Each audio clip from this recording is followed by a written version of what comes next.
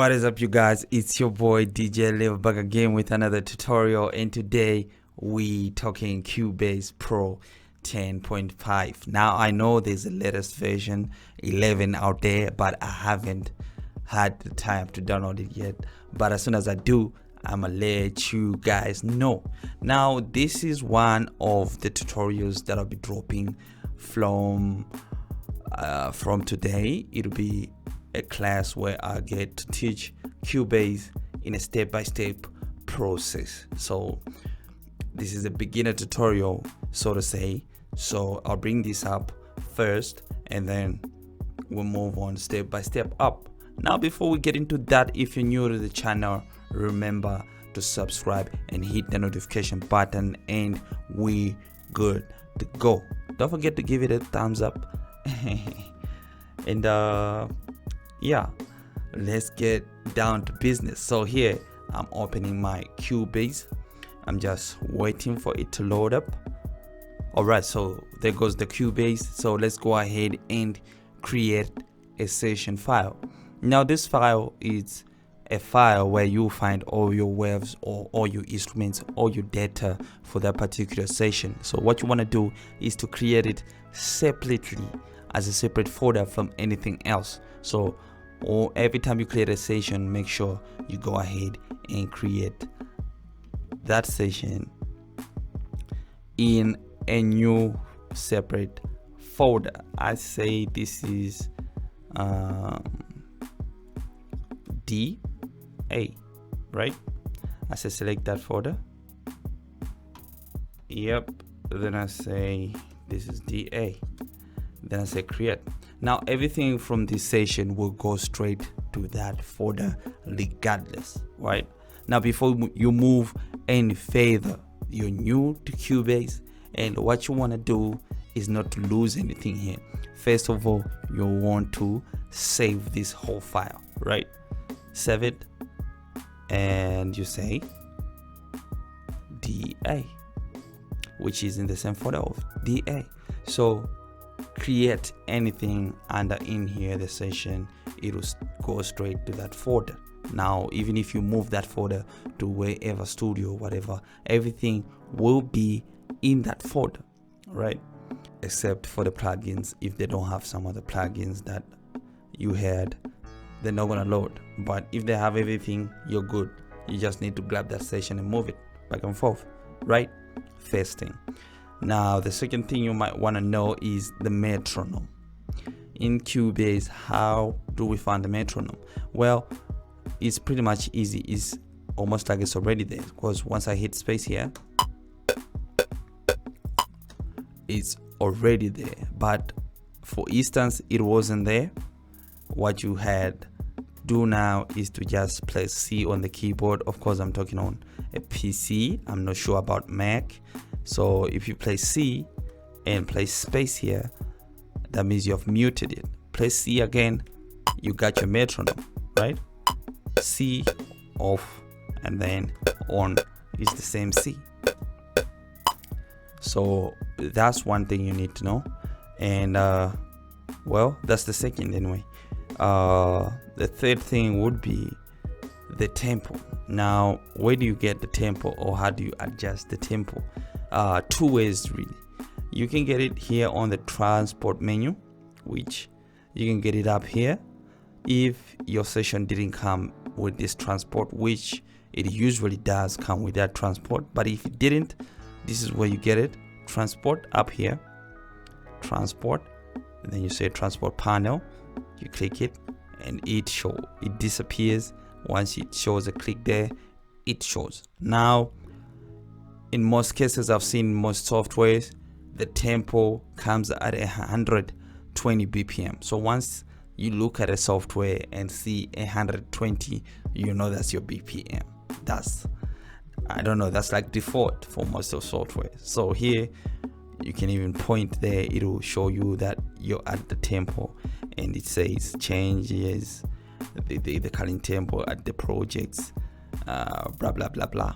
What you need to do here is to just double click and enter the tempo that you want to go with. Say maybe 98. You say enter. Say maybe a 103, enter. So it changes everything in the software, even the metronome. Right, go ahead and change the tempo to 90. You see, so it's as simple as that.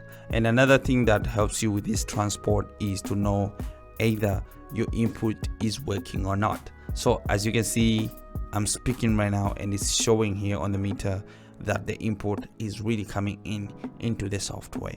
Now that's how you know it's recording and you have set everything nicely.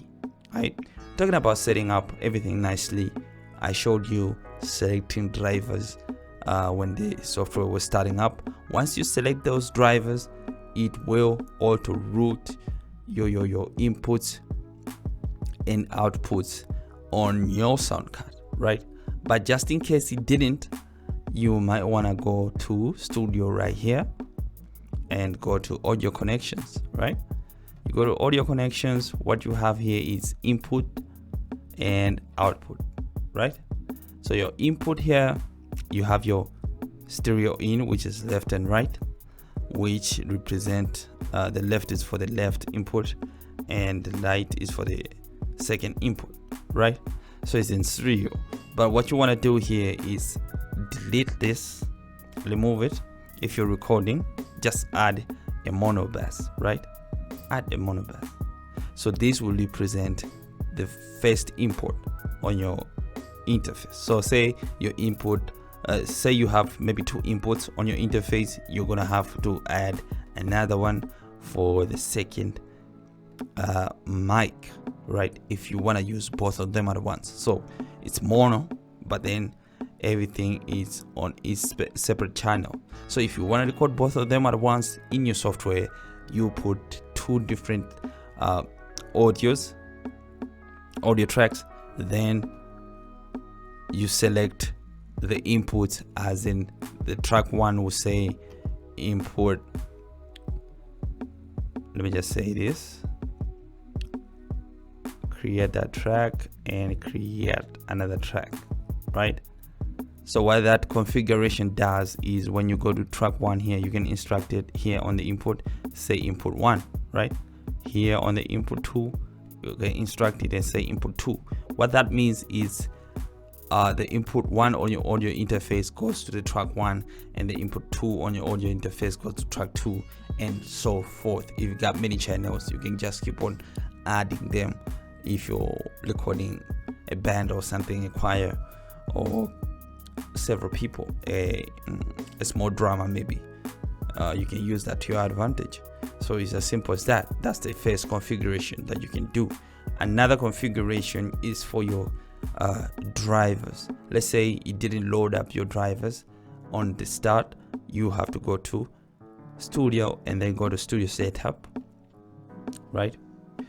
And this is where you also set up your buffer size, your recording latency, which has been a problem from a couple producers using 10.5. They have been facing that challenge, and I noticed it was because of this sample here, right?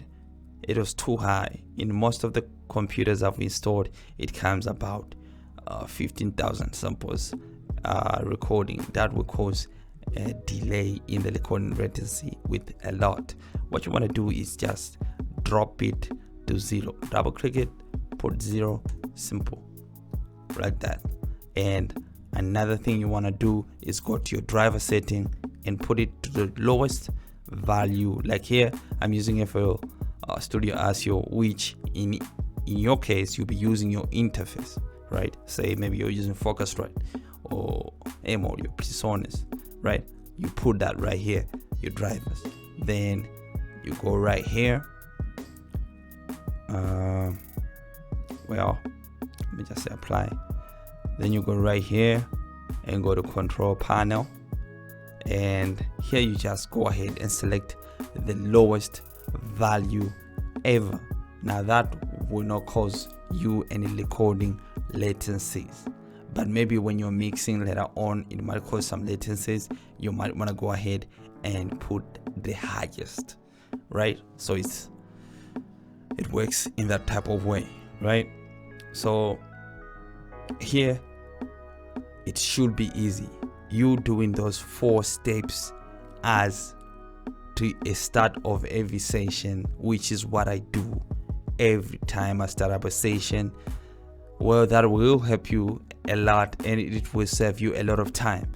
And once that is done, then you can go ahead on the fly and decide what you want to do. Maybe you want to make a beat or whatever, you want to start recording. And another thing you should know is Cubase scans your MIDI controller automatically, so you might want to turn your MIDI controller before you open Cubase. Turn it on and then open Cubase, because it's going to scan it. If it's not going to scan it, it's not going to work. Then you're going to have to restart the application. So that's it for today, and if you're new to the channel, remember to subscribe and hit the notification button. Give this video a thumbs up, leave me a comment. I would love to know what you think and what you want me to put up next in the next class that I'll be coming about. And yeah, feel free to share the video, feel free to invite friends to like and subscribe to my channel. That will be very, very helpful and great. Anyway, until next time, you guys stay blessed.